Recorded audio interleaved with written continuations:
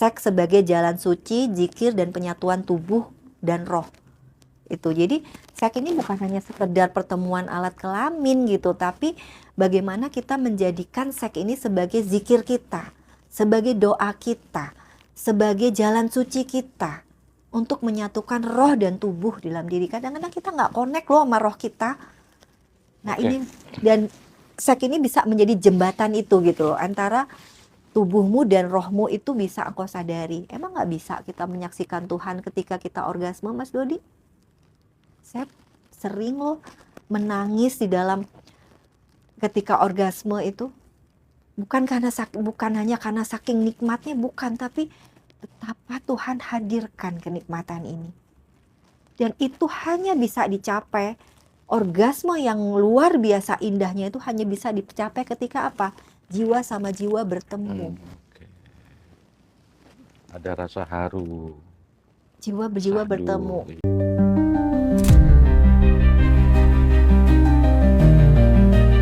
Enlightenment seorang Nabi Muhammad ini kaitannya ternyata sama kemanusiaan gitu.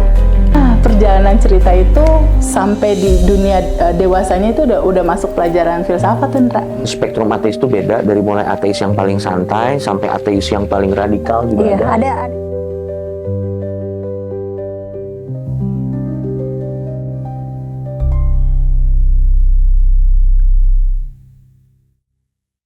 Oke, saya lanjut. Nanti di kelas itu apakah juga ada pengajaran mengenai, kita kan pernah bahas masalah alat kelamin yang seperti gajah dan kijang, atau sebaliknya, itu kan tidak akan menemukan suatu kepuasan kan kalau misalnya tipe kelaminnya si pasangan kita tuh kayak begitu. Nah itu Betul. apakah nanti akan diajarkan juga? Dan solusinya. Dan solusinya. Jangan sampai ibarat ini kan, saya ulang lagi ya, mungkin ada sahabat-sahabat yang baru bergabung gitu kan. Jadi alat kelamin tuh punya 4 tipe gitu kan.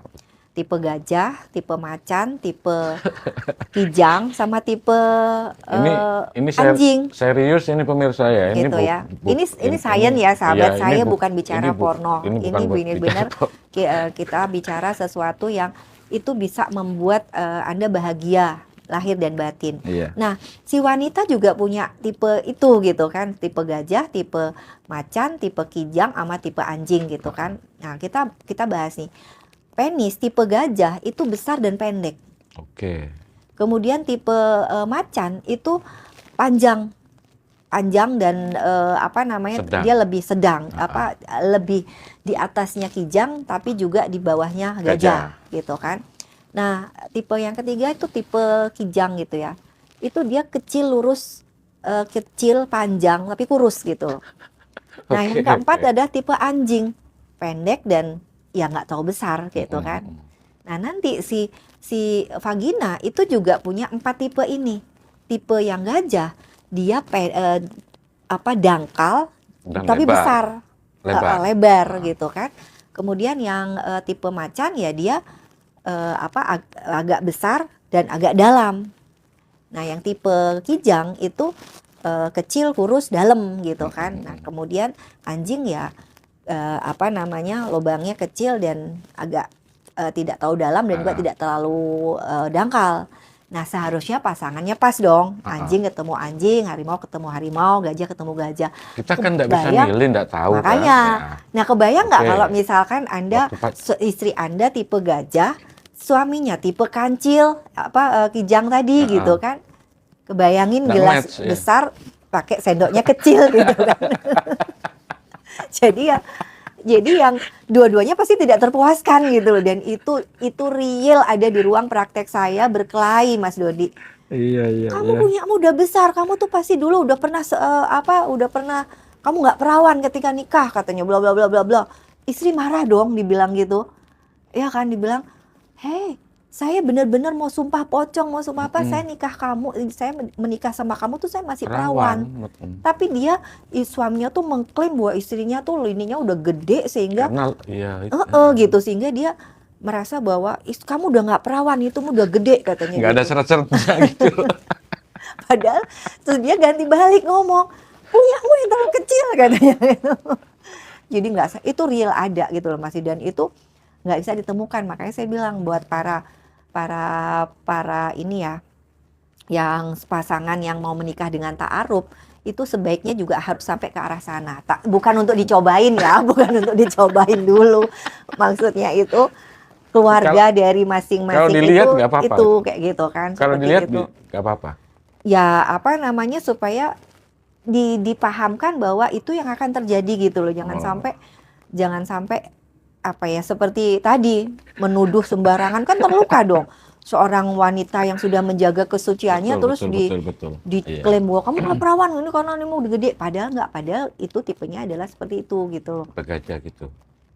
Itu. Dan saya terus terang Mas Dodi, kalau datang pasien ya, dia masih apa ya, ibaratnya tuh masih seberapapun ributnya mereka bertengkar gitu kan, mau keplak-keplakan mau apa gitu ya, tapi kalau ditanya nih, kapan terakhir hubungan seks gitu kan, kemarin misalkan, atau 3 hari yang lalu, saya seneng banget tuh walaupun seburuk apapun perkawinan. Tapi ada pasien-pasien yang datang udah tenang, ini udah nggak berkelahi lagi, udah nggak berkelahi, udah nggak bertengkar, udah nggak keplak-keplakan. Tapi kalau ditanya nih, kapan terakhir berhubungan seks, kapan ya? Sambil 6 mikir. bulan. 6 bulan, setahun udah saya tepok jidat. Waduh, ini sudah mendingin ranjang mereka ini. Itu akan lebih sulit untuk didamaikan. Kayak gitu. Itu ada kasus-kasus seperti itu ditemukan sama pemerintah? Ada. Jadi makanya selalu kalau itu masalah suami istri, pasti pertanyaan saya paling pertama adalah itu. Karena apa? Kalau orang hubungan mereka masih sehat gitu ya, hubungan seks mereka masih sehat gitu kan, itu artinya masih ada koneksi jiwa. Oke, benar. Masih ada kepedulian, walaupun kepedulian itu diungkapkan dengan saling marah, saling keplak-keplakan, itu masih ada gitu. Tapi besok mereka sudah menyatu lagi di tempat tidur gitu kan.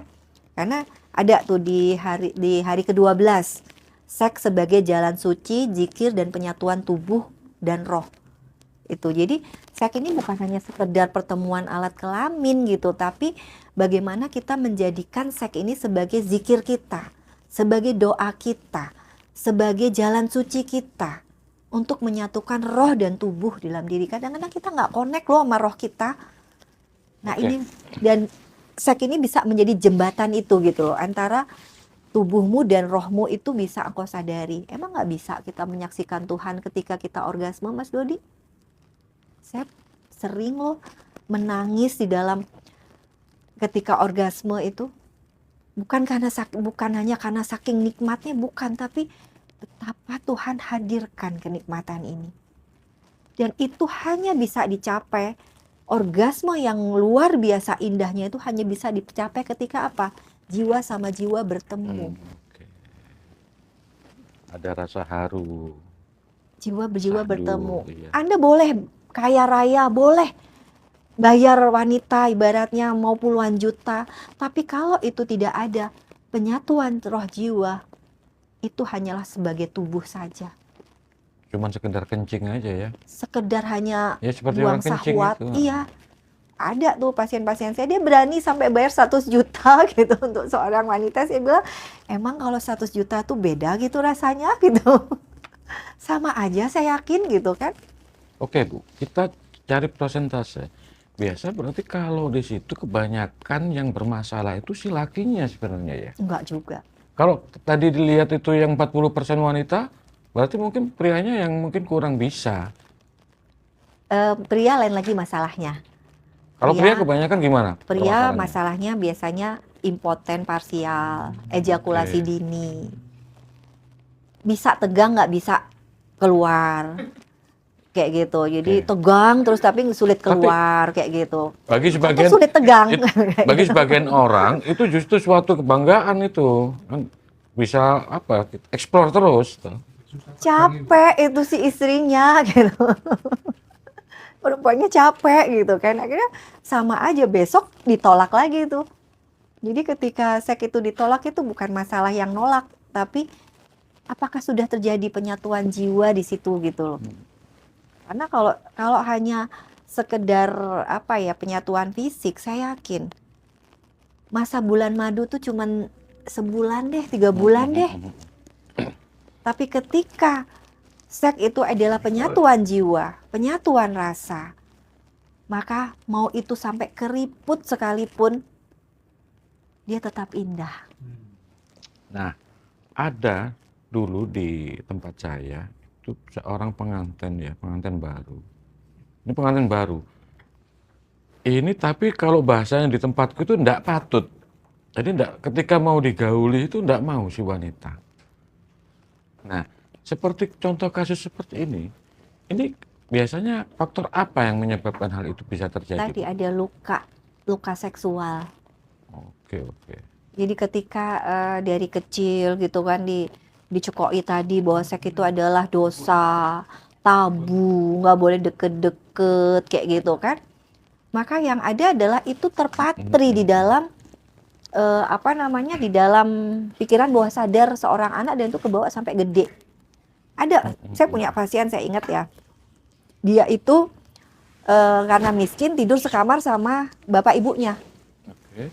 Nah, di dalam pikiran seorang anak kan dia kadang malam terbangun dong, bapak ibunya ngangguh-ngangguh gitu kan. Terus udah gitu yang ada dia melihat bapaknya itu di atasnya, dan buat dia dalam pikiran kecil seorang anak itu yang dia lihat bapaknya sedang menyakiti ibunya. Oke. Bapaknya sedang menyakiti ibunya gitu kan, bapaknya yang gede, terus ibunya cuma diem aja. Apalagi merintih ibunya, dikira menyiksa itu ya. Jadi di pikiran bawah sadar seorang anak tanpa penjelasan yang dia lihat adalah itu adalah menyakitkan gitu loh, sehingga sampai gede dia frigid. Terbawa. Di pikiran bawah sadar dia menjadi frigid, dan itu adalah luka-luka seksual yang harus kita cari akar masalahnya untuk kita sembuhkan gitu. Jangan sampai dia itu tadi bahwa seks itu dosa, menyakitkan, tabu. Itu gitu.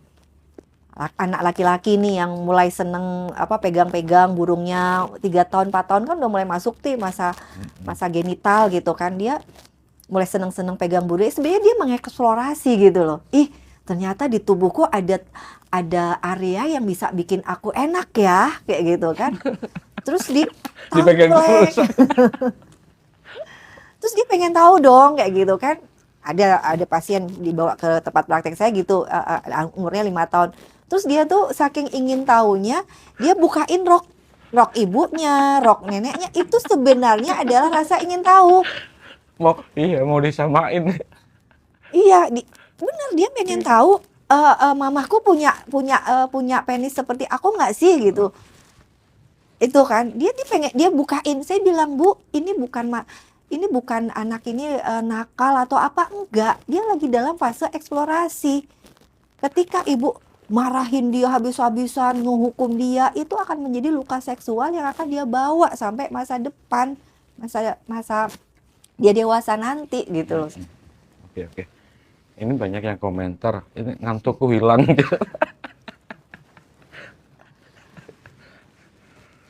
Oke, Bu.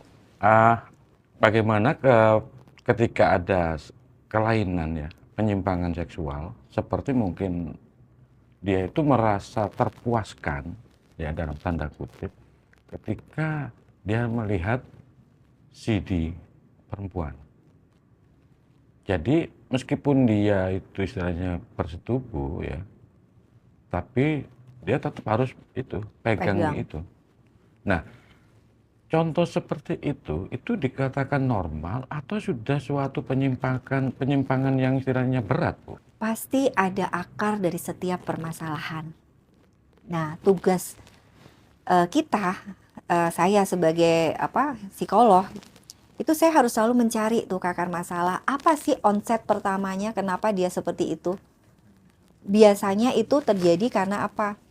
Karena dia mulai masa puber, dia mulai membayangkan, biasanya tuh CD-nya tuh yang harus berenda-renda gitu kan, atau yang satin gitu kan. Nah seperti itu, dia membayangkan, dia berjalan dulu, tapi dia kan belum berani gitu loh, belum berani. Jadi ininya ininya berfantasi dulu, berimajinasi, dan itu diulang-ulang sehingga masuk di dalam pikiran bawah sadar dia, sehingga dia merasa membutuhkan itu sebagai stimulasi seksnya. Nah, itu yang kita harus cari tahu akar masalahnya. Karena apa? Permasalahan kita di muka bumi ini, Mas Dodi, Iya. seorang laki-laki itu udah mimpi basah, udah mulai akhir balik usia Ya, berapa sih? Umur 12-an. 12-an kan.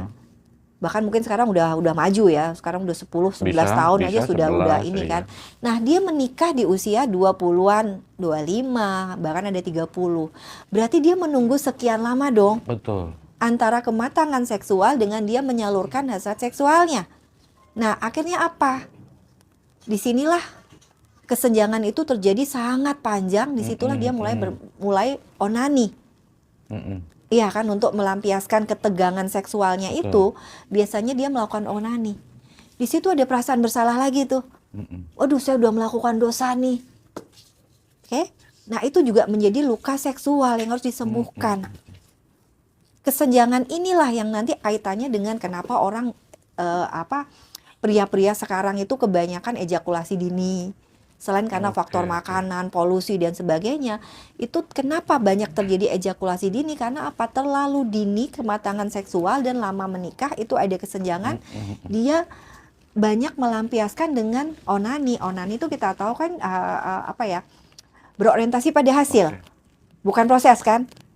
Apalagi terus kemudian takut-takut gitu kan? Nah, otomatis dia tidak bisa membedakan antara mana orgasme dan mana ejakulasi. Buat dia ya udah ejakulasi nikmat dan itu adalah orgasme, padahal bukan. Oke. Sebentar Bu, ini ada pertanyaan dari Jainal Arif ini. Saya berumur 45 tahun, saya udah sulit bangun. Itu penyebabnya apa? Nah, ketika menemukan pasien seperti ini diajak ngobrol dulu atau gimana Bu? Ya jelas lah, saya kan bukan dukun. Kamu ini mesti aja omong ada masalah apa yang biasanya kalau kita ada dua ya, ada impoten parsial, ada impoten total. Oke. Impoten parsial itu dia hanya bangun di kasus-kasus tertentu. Ini banyak terjadi di dalam perkawinan ya, lucunya. Kalau di rumah saya nggak bisa bangun Bu, tapi di rumah, di luar saya bisa bangun, itu impoten parsial itu. Parsial ya? Iya. Di rumah yang dilihat. Itu banyak itu begitu. Iya. Iya, di rumah nggak bisa bangun. Jadi legitimasi lah nyari orang lain kayak gitu kan. Itu nggak sehat sayang. Nggak sehat. Nggak sehat Banget. gitu kan. Itu impoten parsial. Nah, impoten total ini yang dalam bangunnya sama istrinya orang itu tuh nggak sehat gitu kan. Diperjelas. Akan terjadi luka seksual tadi lagi gitu kan.